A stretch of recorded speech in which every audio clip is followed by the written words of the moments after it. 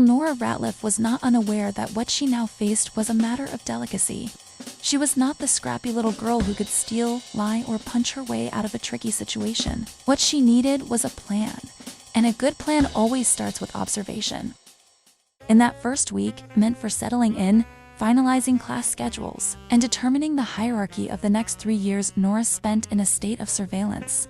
Ballard Hill had 3 main cliques. Luna Morrison was a B. Bs were popular, trendsetters, rich, and untouchable. Being well-liked wasn't necessary. There were the wizards, made up of all whiz kids, intelligent, academically minded, and almost always very involved. Wealth wasn't necessary, but it helped. And then there was everybody else. The rubes, ordinary nobodies to fill the background of the bee's charm and the wizard's proficiency. Like most newcomers, Elnora and Mildred were rubes.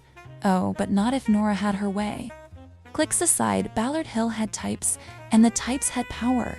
There were the highbinders, argumentative girls emboldened by voting rights and short skirts. The artistic crowd, painters and sculptors, creative types who thought composition beat just about anything. The entertainers, the type of girls who just couldn't live without having eyes on them. The outdoorsy types who just couldn't wait to traipse in mud or get bugs crawling all over them for the sake of a breeze.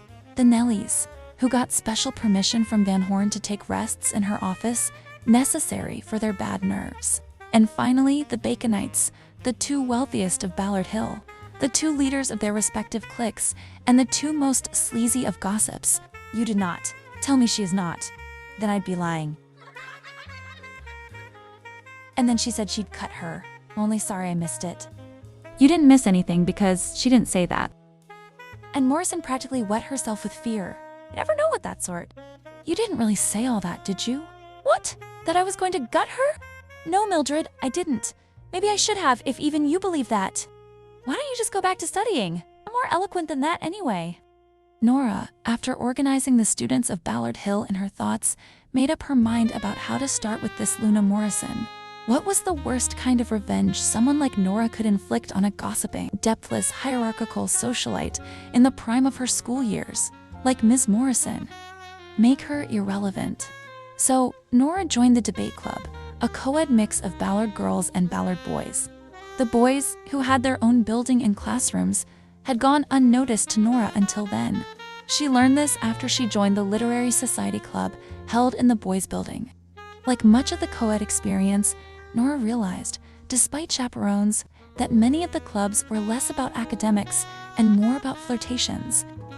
The girls cared much less about hierarchy when it came to the scant boys. The boys were rated on attractiveness. As everyone knows, any man can go from a booby to a champion with the right girl behind him. The only club with no boys was the Service Society, an organization meant to show out Ballard's philanthropic side with bake sales and holiday bazaars. Naturally, Luna led this club fiercely, for a while anyway, as long as Nora let her. The Club for Dramatics met at the same time as the chess club, and so Nora happily joined both. She balanced her time between playing background piano for monologues and deciphering which boys were of value. Daniel Perkins was decidedly not chic. Eddie Clemens was middle lane as far as attractiveness went.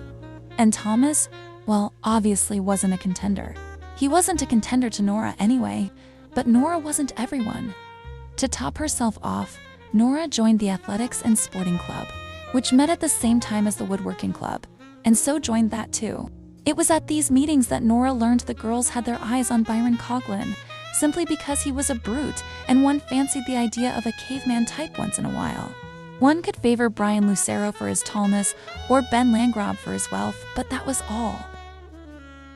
Finally, she joined Gardening Club, which was different from botany class. It was here, after that first long week, that she met Dominique Perkins. Hi. Listen, Ratliff. Morrison has been saying all sorts of things about you, but I was there and I saw and heard what happened. Is that so? Yes, if you'd like, I'll take up for you to the others before you're ostracized forever. That's all right, Perkins, I have my own plan. That's what I'd hoped you'd say.